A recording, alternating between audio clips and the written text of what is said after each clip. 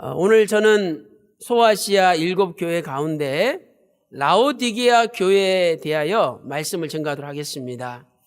우리가 라오디게아 교회에 대해서 오늘 4번째 말씀을 전가합니다. 그래서 오늘은 회개하고 열심을 내는 자가 받을 그 복이 무엇인지, 그리고 그 복을 받으려면 어떻게 해야 되는지를 살펴보도록 하겠습니다. 첫 번째로 주님과 함께 식사하는 복을 받습니다. 놀라운 복입니다. 주님과 함께 식사하는 복이에요. 계시록 3장 20절 보니까 볼지어다 내가 문 밖에 서서 두드리노니 누구든지 내 음성을 듣고 문을 열면 내가 그에게로 들어가 그로 더불어 먹고 그는 나로 더불어 먹으리라. 이렇게 식사의 복을 약속해 주셨죠. 세상에서도 내가 존경하는 높으신 어르신과 함께 식사한다고 생각해 보세요. 얼마나 감격스럽습니까? 얼마나 큰 복입니까? 그런데 지금 오늘 본문에는 우리를 창조하시고 우리를 지으시고 우리의 기도에 응답하시고 우리의 모든 삶을 인도하시는 그 주님께서 내가 너와 같이 식사하겠다, 이렇게 지금 약속하고 있는 거예요. 그러니 이것은 정말 엄청난 복이죠. 상상할 수 없는 복이에요. 오늘 이 복이 저와 여러분의 가정에도 임하시기를 주님의 이름으로 축원합니다. 그렇다면 이 주님과 같이 식사한다는 것은 구체적으로 무슨 뜻이겠습니까? 첫 번째로 친밀한 영적 교제를 나타냅니다. 친밀한 영적 교제. 내가 그로 더불어 먹고 그는 나로 더불어 먹으리라. 여기서 만약에 하나만 빠져도 이건 친밀한 영적 교제가 아니죠. 예수님께서는 이 땅에 계실 때 죄인들과 식사를 같이 하셨죠. 그 죄인들은 몸 파는 여자 창녀들이라든지 또는 세금을 많이 받아가지고 자기가 일부 착복하고 로마에게 바치는 세리들이 다 들어있는 거예요. 그러니 바리새인과 사두개인들이 예수님을 손가락질했죠. 또 제자들을 손가락질했어요. 야, 니기 선생은 왜 저 죄인들하고 어울리느냐, 이렇게 책망을 했습니다. 우리는 그 말씀을 마가복음 2장 16절과 누가복음 5장 30절에서 살펴볼 수가 있는 거죠. 심지어 누가복음 15장 2절 말씀 보니까 바리새인과 서기관들이 원망하여 가로되 이 사람이 죄인을 영접하고 음식을 같이 먹는다, 이렇게 신란하고 있습니다. 또한 예수님은 이렇게 자꾸 식사하다 보니까 야, 예수님은 저 죄인들의 친구구나, 저 죄인들하고 친하구나, 끼리끼리 논다더만, 아이고, 예수님도 뭐 죄가 있나 보지, 저 죄인들하고 어울리는 것 보니까, 이런 식으로 예수님을 비난을 했어요. 마태복음 11장 19절과 누가복음 7장 34절 말씀 보니까 세리와 죄인의 친구로다, 이렇게 비난하고 있는 것을 살펴볼 수 있습니다. 그렇다면 왜 거룩하신 예수님, 창조주 예수님, 하나님 되시는 예수님께서 죄악된 인간들과, 그것도 몸을 팔고 또 부정부패, 착복하는 그런 세리들과 교제를 하셨겠습니까? 마가복음 2장 16절에서 어찌하여 세리와 죄인들과 함께 먹는고 책망할 때 예수님께서 마가복음 2장 17절에서 이렇게 말씀하셨습니다. 야, 의사가 건강한 사람한테 무슨 필요가 있냐? 의사는 병든 사람에게 필요하지 않느냐? 인자가 온 것은 의인을 구하러 온 것이 아니라 죄인을 구원하러 왔느니라, 이렇게 말씀하셨습니다. 예수님이 죄인을 구원하러 오셨기 때문에 죄인들과 어울린 거예요. 사랑하는 성도 여러분, 오늘 예수님께서 우리의 죄를 다 용서해 주시고 우리 속에 들어오셔서 우리와 함께 식사하기를 원하신다는 겁니다. 우리가 어떻게 주님과 영적인 식사를 할 수 있습니까? 그것은 바로 주님의 말씀을 받는 거죠. 내가 주님의 말씀을 받을 때 바로 주님의 양식을 같이 먹고 마시는, 같이 나누는 삶을 사는 겁니다. 우리가 성경을 읽고 성경을 배우며 성경을 가까이 함으로 마침내 구속사의 경륜을 깨닫게 될 때 바로 저와 여러분이 주님과 친밀한 영적 교제를 나눌 수가 있는 거예요. 마태복음 4장 4절에도 사람이 떡으로만 살 것이 아니요 하나님의 입에서 나오는 말씀으로 산다라고 기록되어 있습니다. 오늘 예배에 열심히 참석할 때 바로 그분은 주님과 친밀한 영적 교제를 나누고 주님과 보이지 않는 영적 식사를 할 수가 있는 거예요. 사랑하는 성도 여러분, 오늘도 열심히 예배드리고 열심히 구속사의 말씀을 공부함으로 말미암아 저와 여러분의 삶이 늘 주님과 영적으로 교제하고 식사하는 삶을 사시기를 주님의 이름으로 축원합니다. 두 번째로 주님과 식사한다는 것은 무슨 뜻입니까? 두 번째는 주님의 성만찬에 참여함을 뜻합니다. 주님의 거룩한 성만찬에 참여하는 것이죠. 계시록 3장 20절에 먹는다. 이것은 헬라어로 데이프네오라는 단어입니다. 이 데이프네오는 그냥 식사가 아니라 풍성히 차려놓고 먹는 만찬, 저녁 식사를 가리키는 거예요. 유대인들의 저녁 식사는 아주 풍성하게 차려놓고 식사를 하죠. 만찬이죠. 그 저녁 식사를 데이프네오라고 하는 것입니다. 예수님께서는 성찬 예식을 행할 때 바로 이 만찬을 행하셨습니다. 누가복음 22장 19절에서 떡을 떼며 제자들에게 주셨죠. 야, 이 떡은 내 몸이다. 너희가 이것을 먹고 나를 기념하라라고 말씀하셨죠. 그리고 나서 누가복음 22장 20절 말씀 보니까 저녁 식사 하셨어요. 만찬을. 그리고 나서 또 잔을 주시며 가라사대 이 잔은 내 피로 세우는 새 언약이니 너희가 이것을 기념하라라고 말씀하셨죠.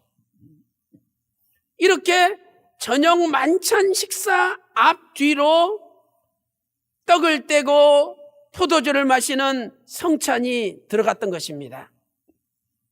우리는 이것을 사도 바울의 말씀을 통해서도 확인할 수가 있죠. 사도 바울은 고린도전서 11장 23절 24절에서 주님께서 떡을 떼셨다는 말씀을 하셨습니다. 그리고 고린도전서 11장 25절에 식사 후에 또 잔을 가지사 축사하시며 가라사대 이 잔은 내 피로 세우는 새 언약이라라고 말씀하셨죠. 여기에 나오는 식사도 역시 데이프네오라는 단어로 저녁 만찬을 가리키는 것입니다. 주님과 함께 식사할 때 반드시 앞뒤로 성찬이 진행되었던 것이죠. 이 성찬의 뜻이 무엇입니까? 그것은 바로 주님을 기념하는 것입니다. 주님을 기념하는 거예요. 고린도전서 11장 24절과 25절에 기념하라. 자, 이 단어는 헬라어로 아남네시스라는 단어입니다. 아남네시스. 이 단어는 깊이 생각하는 뜻이에요. 우리가 떡을 떼며 포도주를 마시며 주님을 깊이 생각하는 겁니다. 그래서 내 생각 속에 모든 세상 생각, 인간의 생각이 다 사라지고 오직 주님으로만 가득 채워지는 것, 이것이 바로 아남네시스라는 단어죠. 우리가 세상에 살면서 주님을 잃어버리고 살아갈 때가 얼마나 많이 있습니까? 그러나 우리는 성찬을 통하여 잃어버린 주님을 다시 찾고 내 속에 온통 주님의 생각과 주님의 마음과 주님의 말씀으로 가득 차게 만들어야 된다는 거죠.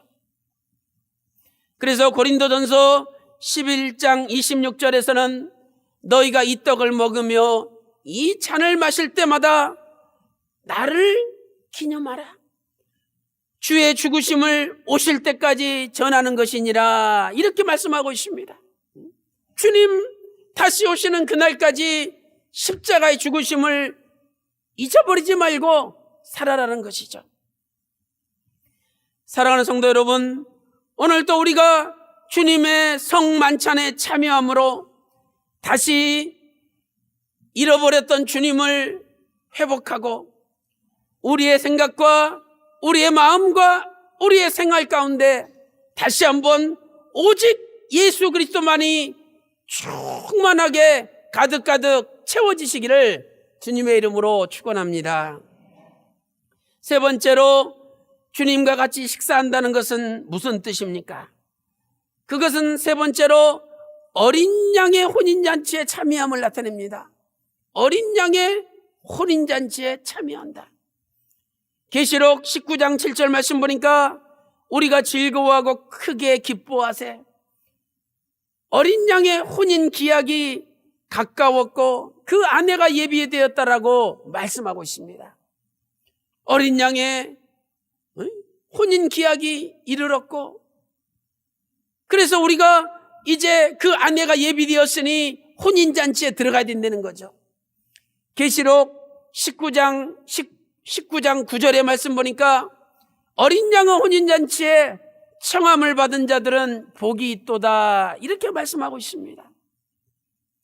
여기 잔치라는 단어가 헬라어로 데이프논, 아까 데이프네오가 동사라면 이 데이프논이라는 단어는 명사입니다. 바로 저녁 만찬을 가리키는 거예요. 어린 양의 혼인 잔치 역시 주님과 함께 풍성한 식탁을 차려놓고 잔치하는 거룩한 만찬이라는 것이죠. 그러므로 우리가 주님과 같이 식사한다는 것은 바로 천국에 입성하여 주님과 함께 영원한 만찬을 한다는 것을 가르쳐 주는 것입니다. 마태복음 22장 2절에 천국은 자기 아들을 위하여 잔치를 베푼 임금과 같다라고 말씀하고 있죠. 또한 마태복음 25장 10절에서도 10처녀 비유 가운데 슬기로운 5처녀는 혼인잔치에 들어갔습니다. 바로 이 주님과 함께 식사하는 만찬에 참여하게 된 것이죠. 오늘 천국에서 어린 양의 혼인잔치가 열리는데 바로 저와 여러분이 다 초대받아서 거기에 입성할 줄로 믿습니다. 바로 그것이 주님과 영원한 만찬을 즐기는 것이라고 성경은 말씀하고 있는 것이죠. 그렇다면 우리가 이 놀라운 복을 받기 위해서는 어떻게 해야 됩니까? 큰 두 번째로 문을 열어야 주님이 들어오십니다. 문을 열어야 주님이 들어오시죠.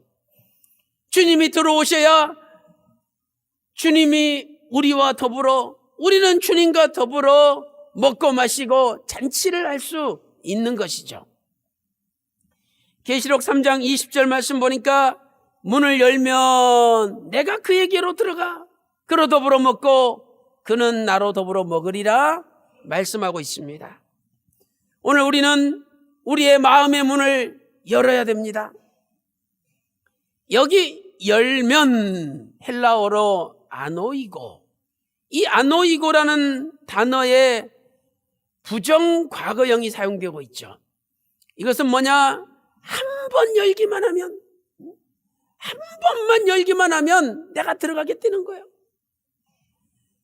이렇게 한 번만 열면 주님이 들어오시는데 우리의 인간의 아집과 고집이 너무 강해가지고 문을 닫고 열지 않는다는 거죠. 오랫동안 교회에 나오지 않는 분들이 있어요. 교회 좀 나오시라고. 이제 나올 때가 됐지 않냐고. 안 나옵니다. 여러분, 교회에 나오지 않는 것은 아버지 뜻이 아니에요.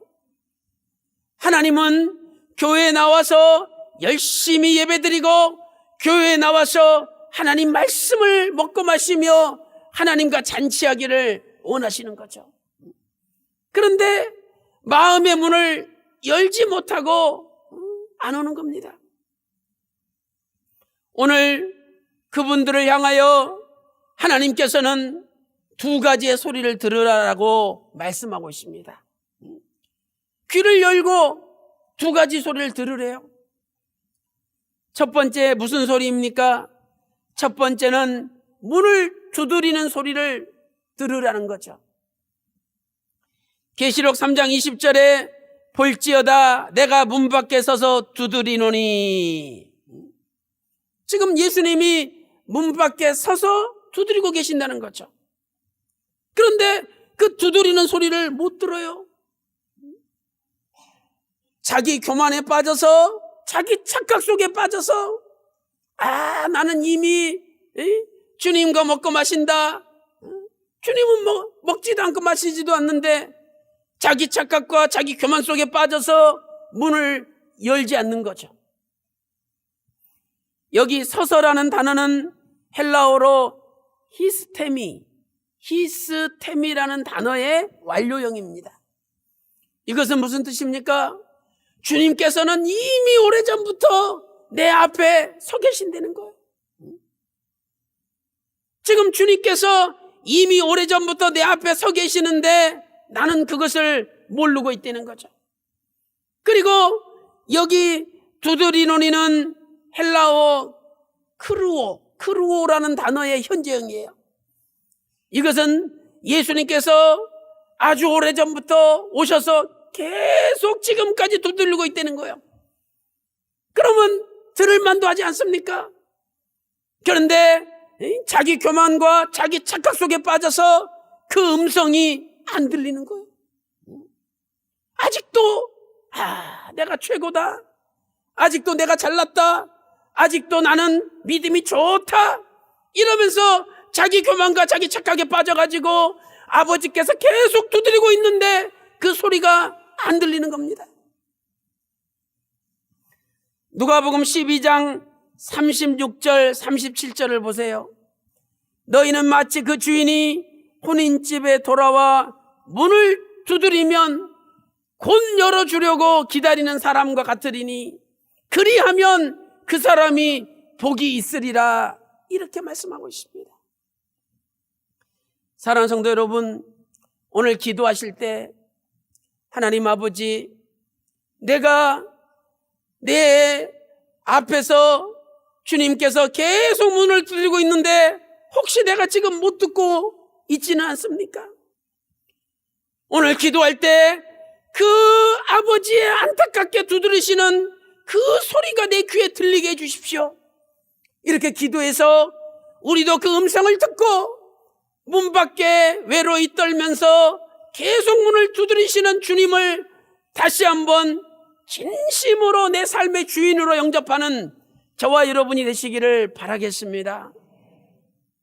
두 번째, 어떤 음성을 들어야 됩니까? 두 번째는 주님의 음성을 들어야 됩니다. 계시록 3장 20절에서 누구든지 내 음성을 듣고 문을 열면, 지금 예수님은 문을 두드리실 뿐만 아니라 계속해서 문을 열어다오 말씀을 하고 계시다는 것입니다. 요한복음 10장 16절에 다른 우리에 있는 양이라 할지라도 목자의 음성을 듣고 문을 열면 들어오면 내 양이 된다는 거예요. 아무리 다른 우리에 있는 양이라 할지라도 목자의 음성을 듣고 그 음성을 알아보면 내 양이 된대요. 요한복음 10장 27절에 내 양은 내 음성을 들으며 나는 저희를 알며 저희는 나를 따르느니라.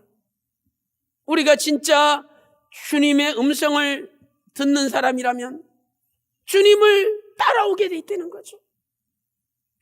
우리가 주님의 말씀을 따라가지 않는다면 우리는 지금 주님의 음성을 듣고 있는 자가 아니라는 것이죠. 사랑하는 성도 여러분, 오늘도 주님께서는 한 번만 문을 열어다오, 한 번이면 된다, 한 번만 열어다오, 이렇게 안타깝게 외치고 계십니다. 오늘 이 주님의 안타까운 음성을 영적인 귀를 열고 듣는 가운데 마음의 문을 열고 회개하고 주님을 진정으로 나의 믿음의 구주로, 나의 삶의 통치자요, 나의 삶의 왕으로, 만왕의 왕으로 모시는 저와 여러분 되시기를 주님의 이름으로 축원합니다. 결론적으로 주님과 함께 식사하는 복은 누구에게나 개방되어 있습니다. 주님과 함께 식사하는 복은 누구에게나 개방되어 있어요. 계시록 3장 20절에 볼지어다 내가 문 밖에 서서 두드리노니 누구든지 내 음성을 듣고 문을 열면, 여기 누구든지라고 말씀하고 있죠. 이것은 주님과 함께 식사하는 그 복은 어떤 특정한 사람에게만 제한된 복이 아니라는 겁니다. 그 복은 차별이 없어요. 차별이. 그래서 오늘 누구든지 마음의 문만 열면 다 주님께서 식사하시겠다는 거예요. 그래서 오늘 저와 여러분도 이 놀라운 하나님의 열린 개방의 복을 받았으니 우리도 마음을 열고 주님과 풍성한 만찬을 누리시기를 주님의 이름으로 축원합니다. 예수님께서는 이 축복의 개방성을 이렇게 표현하고 있습니다. 첫째로 누구든지 목마른 자는 오라. 누구든지 목마른 자는 오라는 거예요. 요한복음 7장 37, 38절에 명절 끝날 예수님께서 큰 소리로 외쳐 가라사대 누구든지 목마르거든 내게로 와서 마시라. 그 배에서 생수의 강이 흘러나리라. 이렇게 말씀하고 있습니다. 이사야 55장 1절에도 너희 목마른 자들아 물로 나오라. 돈 없는 자도 오라. 너희는 와서 사 먹되 돈 없이 값없이 와서 포도주와 젖을 사라. 돈 없어도 살 수 있대. 얼마나 좋습니까? 여기 너희 목마른 자들아 오라. 히브리어로 칼차메.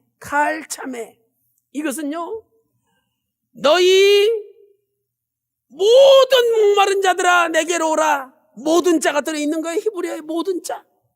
차별이 없다는 거죠. 내가 목마르라. 누구든지 와도 물을 먹을 수 있다는 거예요.